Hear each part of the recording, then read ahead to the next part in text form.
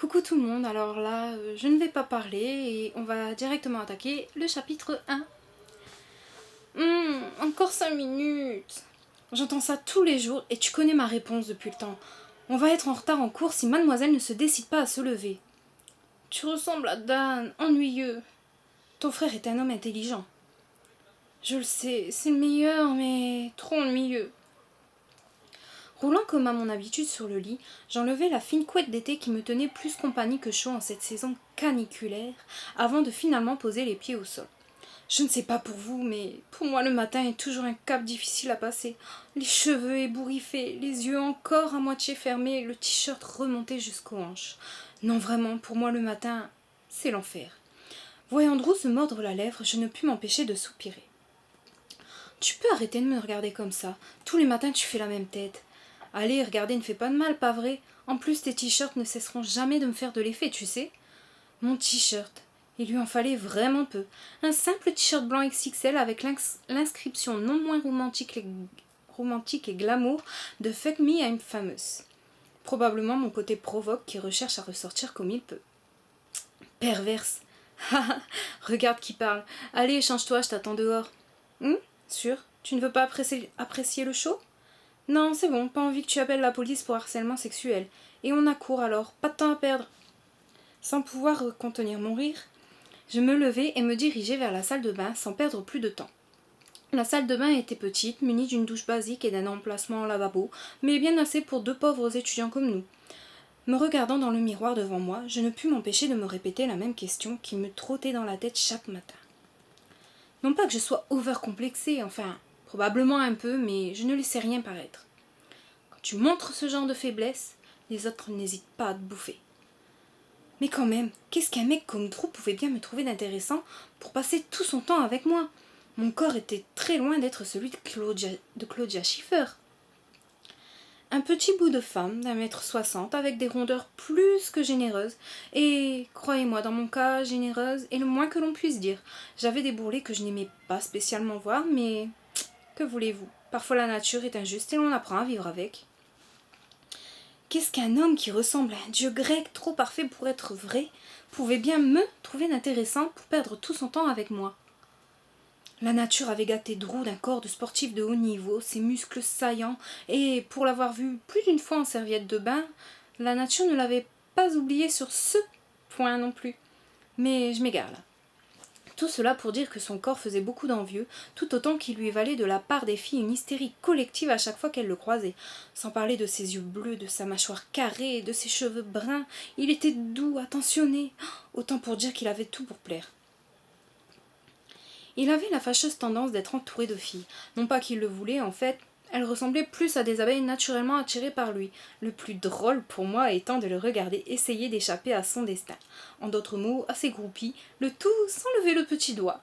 Qu'est-ce que c'était beau l'amitié dans ce langage bien à moi où regarder mon meilleur ami se débattre au milieu d'une foule de filles en chaleur est bien plus drôle que d'aller l'aider. Le fait est que sa popularité me valait également tous les jours quelques douzaines de regards noirs remplis de jalousie à mon égard, probablement se demandant également pourquoi moi et pourquoi pas elle. La seule chose dont j'étais vraiment fière, c'était mon visage, avec de grands yeux foncés, une peau légèrement dorée, un piercing au-dessus de jolies lèvres pulpeuses mais pas trop, et en dépit de mon poids, un visage très fin m'ont souvent fallu le nom de poupée, lorsque je n'étais pas surnommée grosse vache bien sûr. Que la vie était injuste. Avoir la tête mais pas le corps. Adieu la future Kate Moss des podiums de haute couture, ma carrière s'est arrêtée net le jour de ma naissance. Peu importe ma carrière. J'avais rencontré Drew alors qu'il cherchait une colocataire, les travaux étudiants ne payant pas assez pour se permettre le luxe de vivre seul, car même si nos familles étaient riches, nous ne voulions pas utiliser leur argent. Bien sûr, lui et moi nous étions tout de suite bien entendus. Le soir même, j'étais devenue officiellement sa nouvelle coloc, se retrouvant cette nuit-là, tous les deux devant la télé, à siroter un cocktail de ma composition devant un bon vieux film d'horreur. Ce qui me valut de retenir une leçon très importante. Ne regardez jamais de films d'horreur lorsque vous venez d'emménager quelque part avec un inconnu, aussi sexy soit-il. Me souriant à moi-même dû à mes pensées complètement tordues, j'attrapai la brosse à côté de moi, qui si elle avait pu parler m'aurait probablement supplié de l'épargner au vu de la crinière qui ne demandait qu'à être démêlée. Une fois la brosse sortie vainqueur de cette bataille, je finis par m'appliquer un léger maquillage, toujours heureuse de voir à quel point mes cils étaient longs, surtout avec mon mascara favori. Vous savez, celui dont la pub vous fait croire que vous vous transformerez en héroïne de manga si vous l'utilisez? Bon, on est loin du compte, mais il est pas mal quand même. Après un passage express aux toilettes, j'enfilai mes sous-vêtements constitués d'un boxer noir et d'un soutien-gorge blanc à dentelle noire push-up en 110D, le push-up étant pour moi l'un des meilleurs amis de la poitrine d'une femme. Choisissant une maxi-dress blanche en matière satinée, le haut et le bas de la robe noire avec des fleurs dorées au dégradé légèrement rose, j'enfilai mes sandales noires surmontées de perles dorées avec un très léger talon compensé, mes rêves de talons ayant rendu l'âme à la naissance en même temps que mes rêves de gloire sur un podium, lorsque j'entendis la voix de Drew. « Kissis, t'es prête? Dépêche-toi, on va vraiment être à la bourre. J'arrive !» Me retournant une dernière fois vers le miroir, je me retrouvai face à face avec un visage ressemblant étrangement à celui de mon frère, en train de me fixer pendant une fraction de seconde avant de disparaître. Mon premier réflexe fut de secouer la tête et de fermer les yeux avant de les réouvrir, mais plus rien, seulement mon reflet. Merde! C'était quoi ce bordel? Et cette fois-ci, pas de film d'horreur pour me retourner le cerveau. Décidant que j'avais perdu assez de temps dans la salle de bain, et surtout que j'étais, moi qui n'ai jamais peur de rien, maintenant morte de trouille, je retournai dans ma chambre sans me faire prier pour récupérer mes affaires, avant de finalement rejoindre Drew dans le couloir, la chose que je venais de voir étant toujours bien ancrée dans mon esprit. Peut-être que je devenais folle, peut-être que c'était juste mon imagination due à un excès de fatigue. Non, en dépit de ma folie naturelle, j'étais sûre que ce que j'avais vu était bel et bien réel. Et pourtant, quelqu'un dans un miroir, c'était tout simplement absurde. Surtout quelqu'un qui ressemblait tant à mon frère Dan. Voyant Drew, je pris une grande respiration, plaçant mon sac en bandoulière par-dessus mon épaule, essayant de cacher tant bien que mal les émotions, les doutes sur ce que je venais de voir. Un homme dans un miroir, rien que le nom me semblait d'un ridicule incomparable. Magnifique, comme toujours. Allez, va, pas la peine de faire tes flatteries, ça ne marche pas sur moi. C'est ce que j'aime chez toi. Rien de ce que je peux faire ne fonctionne.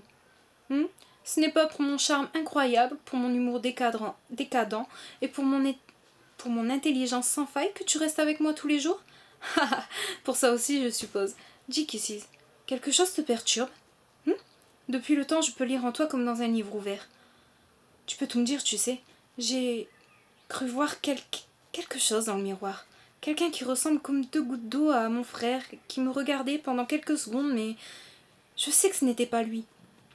Peut-être que ton frère te manque et que tu étais mal réveillée. T'as peut-être raison. Sachant parfaitement que ce que j'avais vu n'était pas le fruit de mon imagination, je préférais mettre un terme à cette conversation en lui donnant raison. Peu importe à qui je pourrais en parler, avoir des hallucinations serait probablement la seule réponse valable pour eux. Non pas que je puisse les blâmer pour cela. Moi-même, j'avais cru avoir perdu la boule pendant une bonne minute. La journée se déroula sans encombre. Comme d'habitude, je passais mes cours à côté de Drew. Suivre les mêmes cours et habiter au même endroit étant plutôt pratique, nous valant souvent le surnom d'inséparables, accompagné d'une jalousie sans faille venant des groupies qui convoitaient ma place. Peu importe. À ce stade de ma vie, je n'en avais plus rien à faire de ce que les gens pouvaient bien penser de moi. En plus, je mentirais si je disais que voir autant de personnes jalouses de moi n'était pas gratifiant. En fait, c'était carrément le pied. Probablement mon côté narcissique sadique. Après une longue journée de cours et sur le chemin du retour, je ne pus retenir un long soupir. Non pas que je n'aimais pas ce que je faisais, mais qui aime passer de longues heures à écouter quelqu'un parler, surtout avec la voix monotone du prof de journalisme?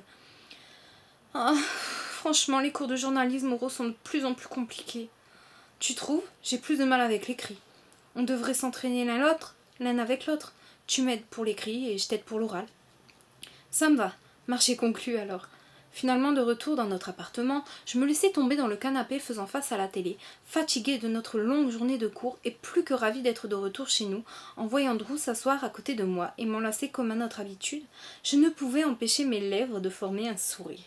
Ces moments de simplicité, à se relaxer dans les bras l'un de l'autre, étaient de loin les meilleurs au point où je commençais à m'endormir. « Hé, Kiss, ne t'endors pas maintenant ou tu ne vas plus dormir ta nuit ?»« Juste 5 minutes. » Je ne sais pas pourquoi, mais j'étais sûre que tu dirais ça. En entendant ces mots, je ne pus me retenir de rire. Cet homme me connaissait trop bien. Mais luttant contre mon envie d'utiliser ses bras musclés en guise d'oreiller, je me décidai à me lever. Ok, je vais faire vite, je te promets. Déposant un baiser sur sa joue, je me dirigeai vers la salle de bain. Enlevant ma robe et dégrafant mon soutien-gorge, le bout de mes seins durcissant au contact de l'air froid de la salle de bain, j'enlevai mon boxer, me retrouvant maintenant en tenue d'Ève devant le miroir. Le miroir! Je l'avais pratiquement oublié celui-là. Bien que me sentant maintenant un peu anxieuse, je décidai de prendre une grande respiration et de l'oublier un petit moment. Finalement prête pour une douche que j'espérais relaxante, j'ouvris le rideau de douche uniquement pour tomber nez à nez avec l'homme que j'étais sûre d'avoir vu ce matin même. Mon cerveau et mon sang ne firent qu'un tour, et prise de panique, je poussai un cri perçant qui résonna probablement dans tout l'appartement. Une fois que mon esprit reprit un minimum de contrôle, mon premier réflexe fut d'attraper le lisseur qui gisait sur l'évier à côté de moi. Sérieux, Kisses, un lisseur? Dites donc, c'est qu'il doit être mort de trouille maintenant. Je ne pus m'empêcher de me disputer moi-même intérieurement à l'idée stupide que cette chose pourrait même m'aider en cas d'attaque de l'inconnu mystère. Oh, shut up, tu me fais mal aux oreilles. J'appelle la police. Avec quoi? T'es à poil, ton sac est dans le salon, et mon frère ne te laissera certainement pas faire. Ton frère? Complètement perdu par ce qui venait de se passer, mon cerveau se gela, incapable de comprendre la situation. Devant mes yeux se tenait un homme nu, dans ma douche, ses cheveux mouillés, son corps luisant n'ayant rien à envier à celui de Drew, ses muscles saillants ayant l'air tout aussi délicieux que ce dernier, et pourtant le magnifique paquet, au sens propre et figuré du terme, n'était pas assez pour faire oublier sa façon immonde d'agir. Certaines personnes ont l'air parfaites jusqu'au moment où elles ouvrent leur grande bouche. Cet homme pour sûr en faisait partie et en était même probablement le roi. Shane, perdu dans mes pensées, la voix de Drew me rappela sur terre, soudainement terriblement consciente d'être nue comme un verre, devant un parfait étranger qui ressemblait comme deux gouttes d'eau à mon frère, et devant Drew lui-même. Mes mains se placèrent inconsciemment devant ma poitrine, dans une tentative désespérée de cacher un minimum mon intimité. Désolée, Kisses, c'est mon frère, Shane. Je ne t'avais pourtant demandé d'attendre. Arrête tes conneries, j'en ai marre d'attendre, ma patience a des limites et mon estomac crie famine. Ton frère, hein? Puisque c'est ton frère et si ça ne vous dérange pas trop, vous pourriez aller manger ailleurs pendant que je prends ma douche et que je passe une tenue décente. Je ne pense pas que tu comprennes vraiment ce qu'il se passe ici, chérie, c'est toi qui vas être mangée. Chérie? Drew, il est sérieux ton frère là? Et va en enfer mon gars, personne ne me mangera. Lançant un regard noir à Shane, je vis un sourire sur ses lèvres qui me fit frissonner. Quelque peu sexy et pourtant dangereux. Me disant que, quoi que je puisse dire ou faire, mon destin était scellé. Je l'aime bien, on va bien s'amuser. Laisse-moi lui expliquer la situation. Ok, mais ne l'effraie pas. T'en as déjà assez fait ce matin. Pas fait exprès, j'allais m'introduire dans l'appart, mais elle m'a calculé avant que je puisse disparaître. Entendant ces mots, mon sang ne fit de nouveau qu'un tour. Je savais que je pouvais être folle, mais pas au point d'halluciner en pleine journée sans une bonne raison. C'était toi? Comment? Je suis un incube. Hein? Un incube, tu sais, comme une succube, mais... Je sais ce que c'est un incube, merci bien, mais c'est comme les vampires, c'est du pipeau, ça n'existe pas. Une invention pour faire peur. Tu crois vraiment que je vais gober ça? C'est ce que tu penses? Regarde bien dans ce cas. Le voyant se concentrer, son visage se tordant légèrement à ce qui ressemblait à de la douleur, j'aperçus 2 cornes sur le haut de sa tête, de longs ongles noirs acérés comme des griffes, et 2 ailes sombres cachées derrière le dos, la douche étant évidemment trop petite pour les déplier. Je pouvais déjà sentir mon visage virer au blanc, et la terreur s'emparer de moi au fur et à mesure. À chaque nouvelle évidence qu'il me disait bel et bien la vérité, je me décomposais un peu plus. Je me retrouvais à faire des prières dans ma tête. Prière que ma famille sache que je les aime. Prière que cela ne soit pas trop douloureux. Et éventuellement, prière d'être épargnée. Dieu n'ayant jamais été aussi présent dans mes pensées qu'en cet instant, surtout que, d'après leur dire, j'étais définitivement leur repas du soir. Finalement, après avoir fait mes dernières prières et n'ayant maintenant plus rien d'autre à perdre que la vie, je me décidai à poser à Drew la question qui me brûlait les lèvres. T'en es un toi aussi? Le voyant acquiescer, mes yeux s'écarquillèrent. Et merde! Alors vous prévoyez de me torturer et de me tuer? Te torturer? Te tuer? La voix de Shane derrière moi se fit entendre et me força à me retourner, restant sur mes gardes plus que jamais, mes doigts agrippant inconsciemment mon lisseur de plus en plus fermement. Ah, ce bon vieux lisseur, chasseur de démons. Quelle bonne blague. Si j'étais d'humeur à faire des blagues, bien sûr. Plutôt l'inverse. On va te donner tellement de plaisir que tu nous supplieras de t'en donner encore plus. Quoi? Avant d'avoir eu le temps de dire quoi que ce soit, il était déjà devant moi, ses doigts sur mon menton, inclinant mon visage pour le regarder droit dans les yeux. Nous sommes en fait des cambions. Notre mère est humaine, notre père est un cube. Elle n'était pas réactive à ses pouvoirs, comme immunisés et sont tombés amoureux l'un de l'autre. Ils m'ont eu en premier et ont décidé d'avoir mon petit frère et ma petite sœur par la suite. Notre père se nourrit de notre mère sans que cela ne l'affecte. Et qu'est-ce que ça a à voir avec moi? Je me suis surpris moi-même. J'étais morte de trouille, mais bien décidée à lui tenir tête, même si c'était la dernière chose que je devais faire sur cette bonne vieille terre, me sentant bizarrement brave compte tenu du nombre de minutes qu'il me restait probablement à vivre. Aide-toi, le ciel t'aidera, qu'ils disent. Le ciel devrait se débrouiller sans mon aide pour me sortir de là, au vu de ma bouche bien trop grande pour son propre bien. Tu es comme elle. On a détecté une crucétie pas loin et mon frère a donc dû confirmer que c'était toi. Une quoi? Crucétie. Nos pouvoirs n'ont aucun effet sur toi. On n'en connaît pas toujours la raison. Toujours est-il que je meurs de faim et que tu feras amplement l'affaire. Tout à coup, une alarme résonna dans le fond de mon esprit. Ce sont des incubes, enfin des cambions, pas vrai? Les incubes et les succubes se nourrissent grâce au sexe, pas vrai? Si je suivais cette logique, cela voulait purement et simplement dire que j'allais bientôt passer à la casserole dans tous les sens du terme. Pas vrai? Merde! De morte de trouille, je venais officiellement de passer à exciter en un quart de seconde. Bon, même si cela était la preuve que j'étais bel et bien une perverse, je préférais largement monter au 7e ciel que de descendre 6 pieds sous terre. Ah, attends, quand tu dis manger, tu ne veux pas dire que ce que je pense, n'est-ce pas? Tu sais comment les incubes se nourrissent, pas vrai? Alors, si parce que tu penses ces relations sexuelles, t'as mis dans le mille. Sans attendre, je sentis ses lèvres sur les miennes et son érection pressée contre mon ventre. Sa langue se fraya un passage jusque dans ma bouche, me soutirant un léger gémissement de plaisir. Une chose était sûre, il était un professionnel en la matière. Mes yeux, qui étaient encore grands ouverts, se fermèrent d'eux-mêmes.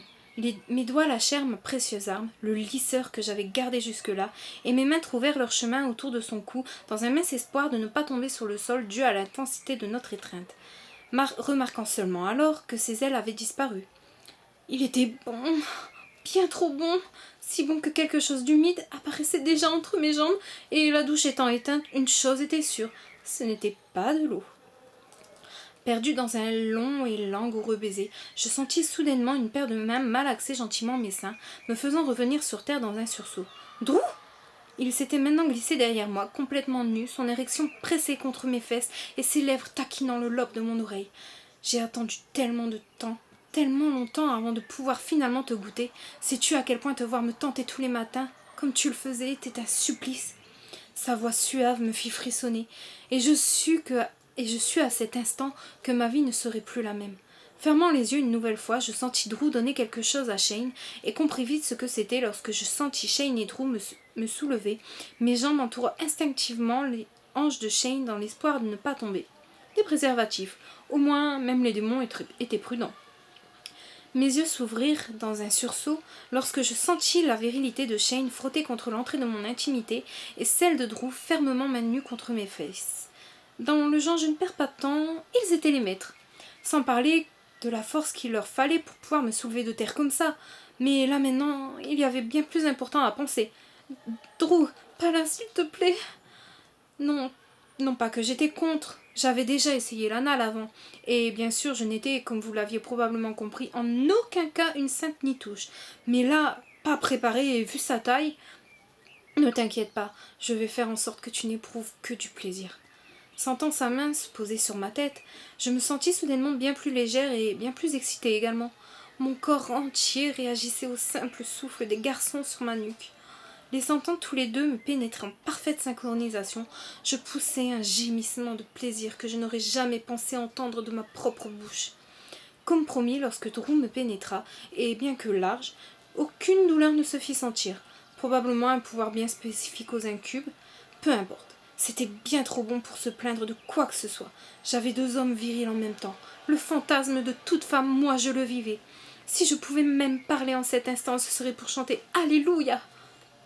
D'habitude, le seul orgasme que j'ai jamais expérimenté venait soit d'un cunilingus, soit de la masturbation, mais jamais d'une pénétration. Et pourtant, je pouvais déjà sentir mon premier orgasme menacé d'exploser à n'importe quel moment. Merde! Depuis quand étais-je devenue aussi précoce? Encore plus. Étant les seuls mots que mon esprit et ma bouche m'autorisaient à former, je sentis les longs ongles noirs de Shane, que Shane n'avait pas fait disparaître, griffer légèrement ma cuisse droite, mais je ne pus en éprouver que du plaisir. Sûrement mon côté masochiste cette fois. Finalement incapable de me retenir plus longtemps, je sentis mon corps trembler sous l'intensité du plaisir qui me parcourait, ma voix plus bruyante que jamais, mais qui fut bientôt battue par les grognements de plaisir des deux frères qui étaient en train de me donner le meilleur orgasme que j'ai jamais eu, le mouvement de leurs hanches engagées dans un duel entre frères à savoir qui irait au plus profond de moi. Soudainement, ma vision se troubla, et finalement, ce fut le noir total. S'était-il trompé ? Est-ce que j'étais en train d'y laisser la vie? Au moins, j'aurais quitté le monde des vivants dans une félicité absolue. Voilà, donc j'espère que ça vous a plu. Il y a des moments où je me suis reprise à 2-3 fois, mais c'était la première et j'espère m'améliorer après avec le temps. Donc voilà, si vous avez des commentaires, des questions, quoi que ce soit, je vous invite à laisser un commentaire sur la page YouTube. Et je vous invite également à suivre mon Facebook où je vais poster différentes choses en relation avec mon livre. Voilà, donc j'espère vraiment que ça vous a plu. Voilà, je vous fais des gros bisous à tous. Et j'espère vous retrouver pour le chapitre numéro 2. Et bonne journée à vous, gros bisous.